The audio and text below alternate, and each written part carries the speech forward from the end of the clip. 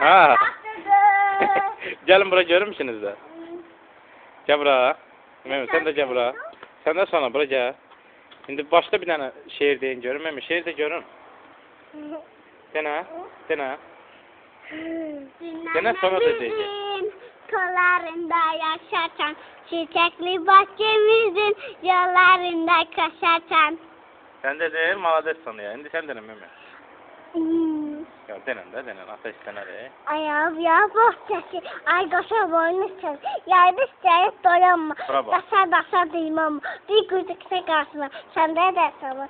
Sobanın aklına dönün, kaynası su boynu. Buyurun. Sana Haydi değil. ben. Dene, bir tane de sen dene. Gülcülerin anası şeker bırak şerif.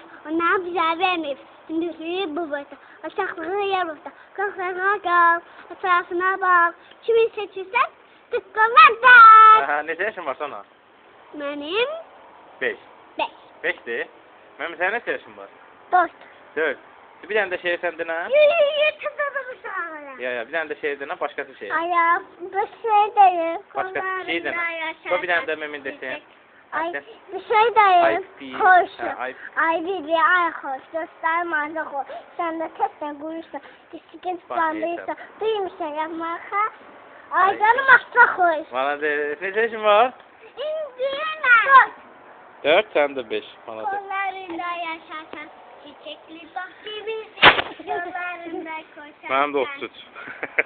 Benim neçə yaşım var? Sen 33. 33. Bırak şerif. Bundan bir daha vermeyiz. Şimdi suyu